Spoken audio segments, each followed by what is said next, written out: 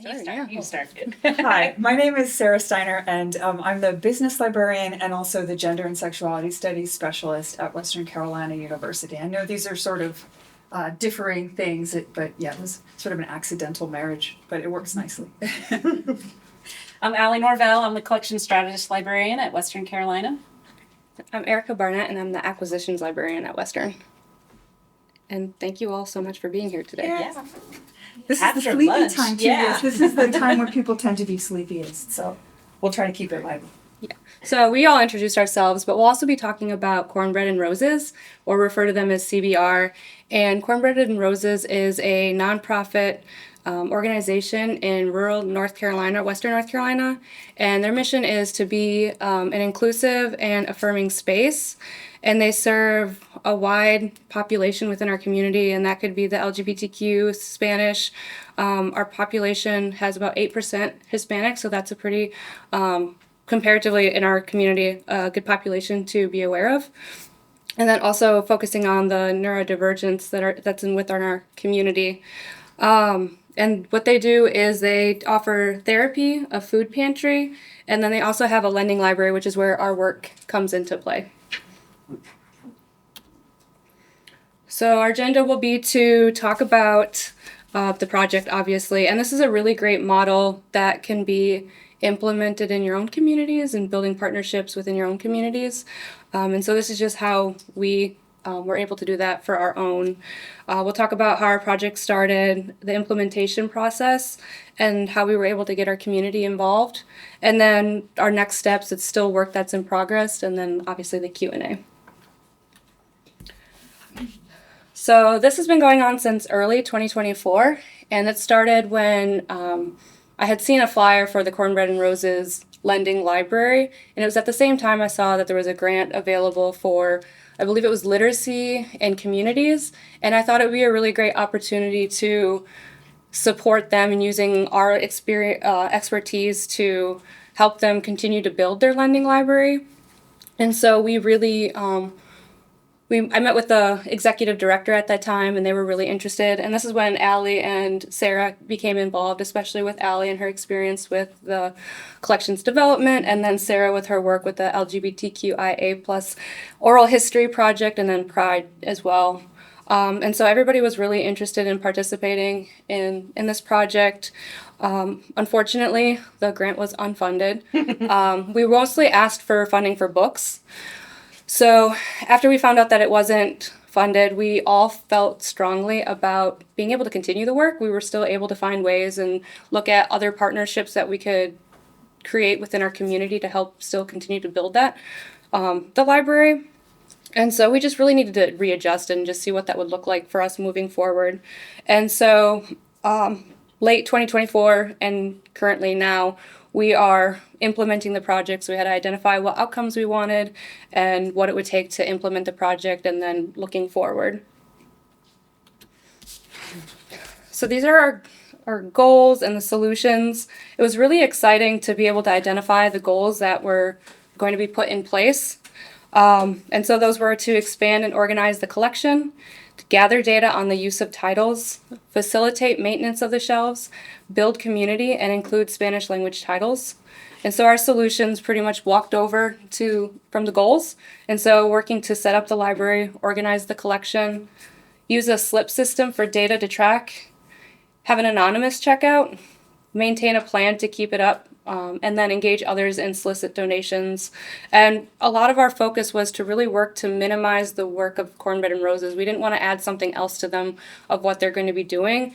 And so that's why we have a really low tech like checkout system. It slips, it's very basic. It's something that can be easy to continue.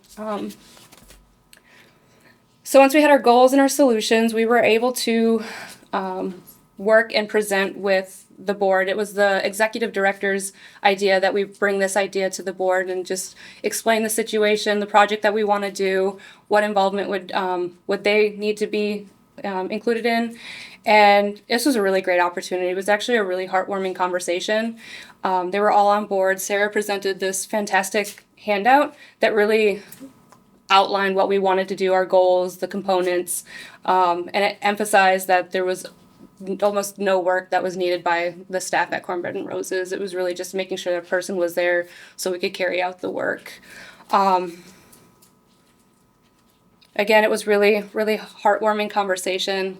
They were all really excited about it. And then we'll move on to the choosing titles. Are you gonna drive? Yeah, I'll drive. Okay, I'll stand a little closer. Okay. Okay, so one of the things that we had to tackle when we got into this was thinking about how we were going to maintain inventory in the library, because it's actually quite popular and it's been quite popular for some time. So they get donations kind of on a random basis. People have things maybe at home, or they choose to buy something that they found personally moving or useful, and they bring it to Cornbread and Roses and can make that donation. But we wanted to make sure that they had a stronger flow of materials coming in, and that it was sort of self-sustaining as much as possible and as flexible as possible. So Erica invited me in part because one of the things I do at Western is I collect LGBTQ materials, women's studies, gender studies. So I already had a pretty strong collecting plan for things that are popular in nature, sort of basic educational topics, and basic reference works. So I pulled from my plan that I already had, which was really nice. It was, again, thinking about time, right? We had to think about time at all these points, both for us and also for the Cornbread and Roses folks. But I went in and looked at the ALA Rainbow Roundtable stuff, so the Stonewall Book Awards, Rainbow Reading List, and just pulled the items that had won from the last 5 years for each of those and popped them all on a list that we were able to make with a local bookstore called City Lights. And I think Allie's going to talk a little bit more about that later, but we were really excited also that we were able to not only use our time to support Cornbread and Roses and community members who use that resource, but also to drive some traffic to City Lights, which is just a small local, very popular and cool bookstore. Very cool. I also checked the Lambda Literary Awards, also LGBTQ in nature. And then because the executive director had communicated to us that she really wanted to bring in more Spanish language materials, we put some emphasis on that too. So we specifically looked up a few lists. There's one on here from School Library Journal that was bilingual books for children, so Spanish on one side and English on the other side. So you can provide an opportunity both for students who speak Spanish and want to learn English, and speak English and want to learn Spanish. That's really great for both of those. And we haven't been able to connect with this therapist yet, but the executive director also said that they have a therapist who has some expertise in that area. So we're hoping to get a chat with her. But these folks, like in any successful nonprofit, they're spread very thin. So we'll talk about challenges we face later, but sometimes catching everybody we want to talk to can take a little longer than we might hope. I also got the Pura Bel Pre Award winners from the last 5 years, and that's more Hispanic, Latino topics as opposed to writings in Spanish, but we wanted to include that as well. And then Erica mentioned that they also have a lot of emphasis on neurodiversity, so folks who have autism, ADHD. So we included some content on that as well, because the therapists often are looking for educational materials to provide to folks, and just reading that might be helpful. So we added all those things to the list, and we set it up so that, go to the next slide. We had a work day, and we all went one afternoon, and they let us into the building and let us sort of take over. It was when nobody else was there, so we could spread all the books out on the floor and kind of work with all of them and get everything nicely organized. So we went in, we sorted everything out. We alphabetized everything. We broke it down by age group and by fiction and nonfiction. And just thinking about this from a sort of project management lens, we had gone in with all our stuff. And I made these cute little signs, which I was very proud of. We have all our little signs and things, and I brought copies, and we did a lot of it in English and Spanish so that it would be readable by everybody who came in. And we thought initially we would do young adult books, children's books, and then adult books. And when we got there, we found that it was really difficult, actually, to separate the young adult books from the adult books. So we ended up separating out by fiction and nonfiction, and we also kept the children's books separate. So, and they kind of have their own little shelf on the other side of the floor. So you can see all of us here being nerds. We made sure to take pictures for evidence. And this was our intern, Lauren. So Lauren came with us, and we'll talk a little bit more about her involvement in just a moment. Is there anything you want to add about the workday? Yeah, it was really nice to actually get in there and see like how many books they have, because the collection looks really small, but like we ran out of slips. Like we had to make more like on the fly because they just really did have a lot of books even since the last time we had talked with them. So it was just really nice to see all the titles they had and all the things that they had. And I did not alphabetize the children's books. So Oh yeah, I think we didn't. We just yeah, left those because the they're picture books. I was like, no. they would descend into chaos Yeah. immediately. I think so. We just let those hang. But I think I didn't take a really amazing picture of this, and I regret that. But you can actually see a few of the things we brought with us. So you can see here is the donations/return box. So we wanted to make sure that there was a clear spot for people to bring donations if they wanted to bring in books from their own collections to leave and say, you can pop it right here in this book. And we want to make sure too that while the anonymous system, the checkout system is anonymous, that we had a sense of which books were being used and how long they were being used and which ones had gone out and not been returned. Because another nice thing about this library is that they don't need stuff to come back. And they try really hard to communicate that if you want to just take something and keep it, please do. And then if we see, when we go in to check in and have our work days, that this title is gone and never came back, like awesome, then we can put it back on the donation list and get another copy of it. So this is a copy of the slip that Erica designed. So it's got two sides, English and Spanish, and there were very few Spanish titles initially, so we definitely need to take some care to bulk that up in the immediate future. But you'll see on the flip side, if it is a Spanish language title or a bilingual title, we'll put the title on both sides just to make sure that it's readable for everybody who might be using the collection. But we popped the title of the book on the top, in this case, Plants vs. Zombies by Brian Ford.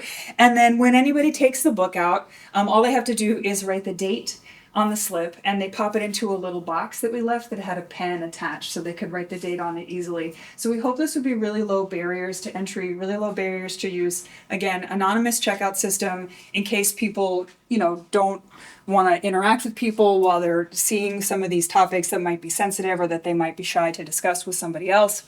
But also we have a really nice data stream on what titles are going out and whether or not they're returning. And this was actually, there's a little bit more I think we could say about that. This was actually one of the hardest things that we had to parse through. Oh yeah. And we had like an iterative conversation. I felt like we spent probably 3 or 4 hours going through different options. And Allie looked at Librarica, was that? Yeah, I was looking at some online checkout systems that like might allow for anonymity and something like that. And I had like a whole thing planned. And then we like realized no, they can't do that. Like, we can't, buy them an iPad for this is too much. So yeah, low tech was the way to go. Yeah. We talked about an iPad.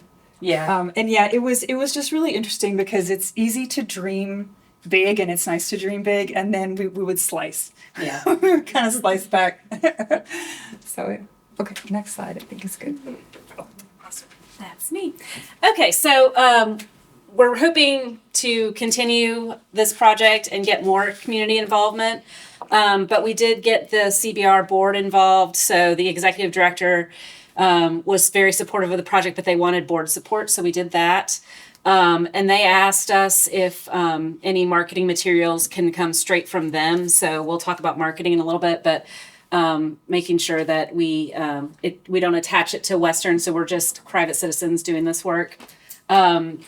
The CBR users, we're hoping that they start using the library more. We don't, they don't really have a sense of how much it's getting used right now because books just disappear, and I don't even think they have a good inventory of what they have. So getting them more involved. I know Erica and I went and did some volunteering at their food pantry one morning, and so we got to meet some of the users, and so we're excited to continue working with them.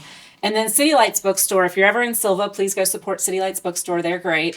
They have a tool on their website where we can set up the wish list. So we did that, and we've added all the titles that Sarah picked out on the wish list.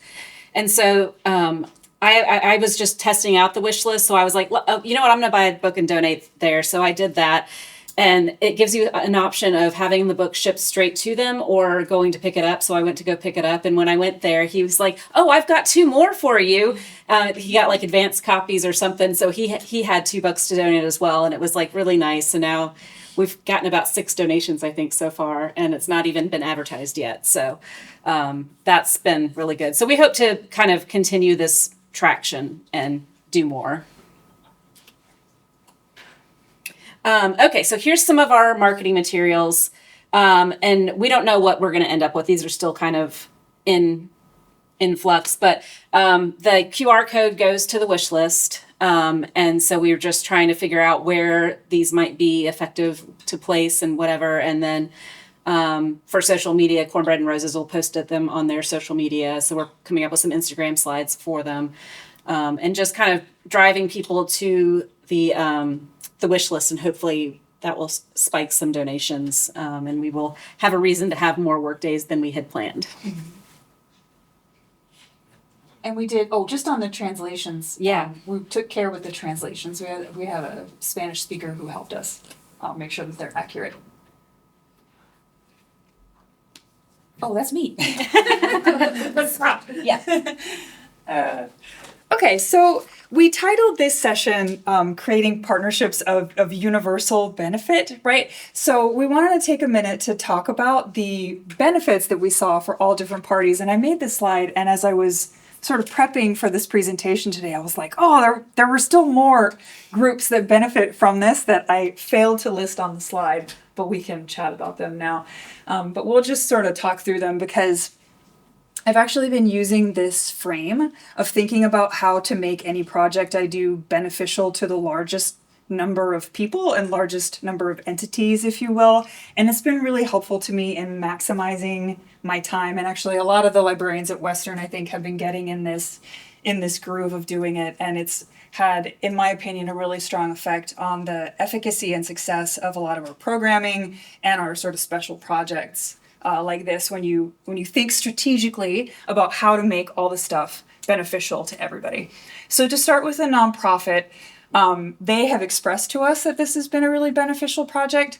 There was notably in I think it was our 3rd or 4th meeting with the original executive director, she said, I'm really impressed that all the things I asked you for, or maybe most of the things she said, were included in your final project work. And I really appreciate that, and I feel really heard. Yeah. So that was delightful, because we had just taken care to take really good notes, which seems like sort of maybe a silly thing to say.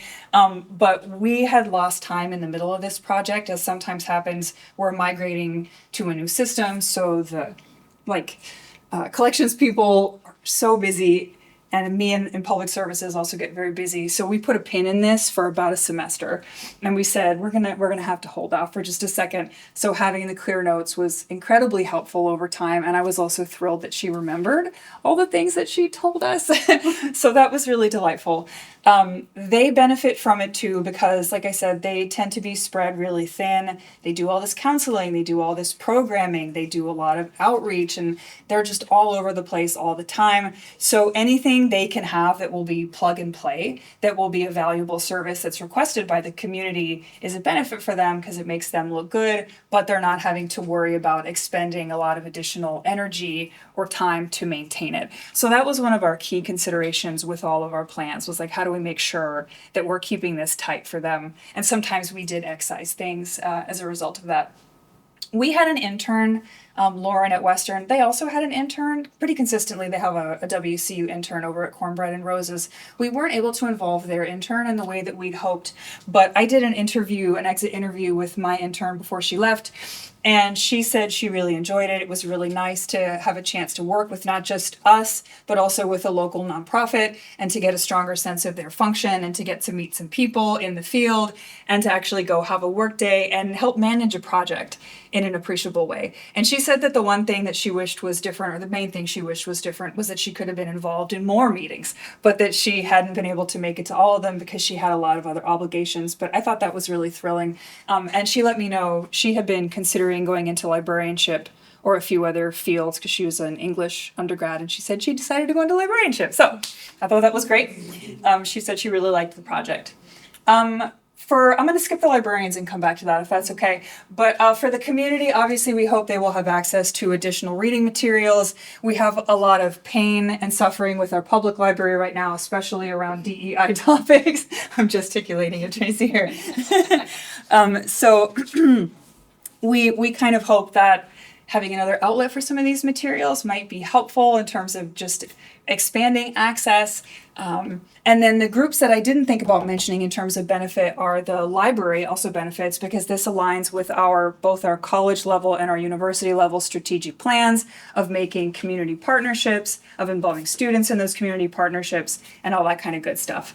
And then in terms of benefits for us, I think it's given us a lot of warm fuzzies, hasn't been too time consuming, and it was really nice for us to have an opportunity to work together inside the library. What would you like to add about thoughts you have about benefits to you? For me, it's just being able to work with organizations within the community and just being able to learn about more who's in my community, who I'm walking down the street with, having the volunteer opportunities and being able to help them has been really great for me. Yeah, and this is the first time I've done any project like this, so I was just excited to be included. And so I think that's been powerful. And what you said about the board saying we feel heard, and I was like, oh, we don't get a lot of nice words all the time, so it was really just nice to be appreciated. Okay, so we did have some setbacks. Time being the number one thing. Just our time, their time. There was an executive director change in the middle of all this. And so we had, they were swamped when they first came on board. And so there was a while before they had the space to even think about us. So just that kind of stuff set us back. Helene set us back, that kind of thing. Getting into the building, that all ties into time. Just even getting the three of us together for a meeting was difficult, and then trying to coordinate with someone to go be there with us or let us into the building was hard. And we've just recently got our first time work day there, so it took a long time. The low tech slips, we were trying to come up with a high tech solution for a low tech problem. So getting there in the end to let's just do the easiest thing for everybody. And we didn't want to add to their workload. So making sure we had something that we could also sustain very easily as well. Okay, so we've gotten 6 donations so far, and we've not advertised at all. We don't have checkout data yet, but we're hoping that we'll start to be able to collect some of that. So that'll give us kind of a sense for what the use might be now, and we'll be able to see if it increases. We're going to get feedback after it's been going for a while, and especially after we've advertised. And so hopefully we'll get to make changes, tweaks, whatever we need to do to kind of help it be as successful as it can be. So those are the kinds of things we're looking at. All right. So this project is still in its implementation phase, I would say. We are looking for, next week we have another work day where we'll go back and finish slipping the books, check out the bin, see if there's any new donations, see if anybody's checked out anything. We will continue to use our interns or partner with our interns to support them in their studies. It's been really great, as Sarah mentioned, having students involved, getting them incorporated in the conversations. You were going to say something? Yeah, they're actually my intern lined up for fall. I mentioned her specifically this project, and she got really jazzed to come intern specifically because of this. So it was great. pitch point. Yeah, and I'll have an intern in the fall too that will incorporate helping with title selection. They're an English student and interested in librarianship, so getting them involved of doing like a community assessment of what type of books would help reflect the community, what are they asking for, and using the collection development tools to help them kind of create that list that we can then just pop into that wish list and keep that going. They can also get involved with the maintenance days, volunteer service. A lot of the students need volunteer hours, so this will support them. And then also it'll support them in student success. There's a lot of opportunities involved that will support their studies and help them as they graduate and enter the real world. And then working on a more concrete maintenance plan. So is that going to look like twice a semester? I think, thinking about all our time and their time and just making sure that it's not going to feel like a burden to anybody and just making it feel natural. So working on that and then utilizing the future service learning days. And then lastly, incorporating all the feedback that we get. That'll be something that we hope to hear feedback for years and be able to continue to develop it. If that means multiple copies of a single book, anything like that. And then marketing, making sure we market it so we can get more than 6 donations. Yeah. But yeah. And we would love to hear, in addition to any questions you might have, if you have any similar projects that you would like to share. I thought it might be nice to folks who came for the presentation to hear other things, right, that y'all might be doing that fall in this area. Yeah. Hi. I had a quick clarifying question, I think, and then I do have some thoughts. This is a really cool project as well, especially for I've never been to Western North Carolina, but I know it's very local. And so shout out to y'all for some awesome work. It looks like this is a standstill place, one place that is it located where the food pantry is? Mm-hmm. Okay. It's a beautiful little house. Okay. Yeah, it's a really sweet little house that they've converted into offices where they do therapy, and there's the living room is where they'll do film showings and story time for kids, and there's a game, a family game night. Yeah, that's awesome. So I did something similar-ish. I went to the University of Texas at Austin in my graduate school, and they had a library in their gender and sexuality center, which no longer exists because of the DEI base. Right. But to develop a small lending system for their library, because before it was just kind of people took books and they were we don't know what happens to them. Right. And so I think I love the anonymous slip thing. I've never figured how to do that. So I wish I had thought of that because that's genius. Yes, that is genius. My thought is if you wanted to, y'all could also have a way for folks to request books or offer general feedback. Yeah. Mm-hmm. I know, for example, one of the issues that happened with the library I helped out with was things came back damage. Yeah. And they just wouldn't know because people put it back on the shelf. And they just wouldn't know if what state it was in, or they had a lot of outdated material that was that needs stuff. Yeah. So just and that way also people being able to request, I think will get a lot of buy-in from the users, so it'll feel like their library over time. That's great. Yeah. Yeah. But yeah, y'all are doing great. That's a great idea. Yeah, those are great ideas. Yeah. Thank you. Yeah. I have a question about how did y'all find the books, the lending therapists, Cornbread and Roses? How was that initial connection first made? I guess it happened, a couple different. I met Cornbread and Roses, one of their original directors. I had hosted an event for the Human Library in the fall, and I had solicited people to come participate, and one of the volunteers was also in Cornbread and Roses, and so that was a great way to kind of build that partner, even just friendship and relationship that way. So that's how I got involved, and then I think you've been involved too. Yeah, I had worked with Jen at a bunch of drag shows.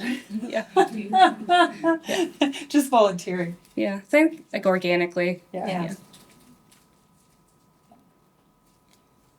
Yeah. I have a question just around like what was WCU's like buy-in, if any, in this project? Especially since you didn't put your name on it for anything. So we have an interesting situation where because we're tenure track faculty, we have an expectation that we will be engaged in what they call teaching / librarianship, scholarship, and then service. And we do have to have service to the community or to the profession. Thank you. I always forget the right word. Oh, yeah. But it's such a big part of the mission at Western to be deeply engaged in the community. So they're very welcoming and friendly to any sort of work we can do to that end. So it supports the strategic plan both at the university and at the library wide level. And then I don't know about y'all's department, but in my department too, we make a big honking deal about it. Like if you can get into the community, especially while generating student credit hours, it's like aces. So it was just perfect in that. And one of the questions too that the board asked us, the Cornbread and Roses board asked us, they were like, are you nervous about doing this sort of DEI oriented work? And it's interesting because I think we all have, maybe everybody has feelings and nerves about different things, but we just fortunately aren't undergoing that level of scrutiny, and I think we can just say we worked with this local nonprofit should we ever undergo that level of scrutiny, and we did the work, and if we don't use certain words in describing it, maybe that's okay. Thank you. Yeah. And I think the Cornbread and Roses, like one of the reasons they want everything to come from them and not us is I think they're trying to protect us too. So I think that was part of their decision to ask us to do that. I think ultimately, like our goal is to use our expertise to support the community, and if that's what we're doing, however it looks, I mean, I'm just doing the work. Did the facility receive any damage from Hurricane Helene? No. We got lucky. Yeah. Cullowhee was kind of in the eye, but I'm in Asheville, so we had it. Yeah. Because they just opened that road, that highway. Thank you, everybody. Thank you.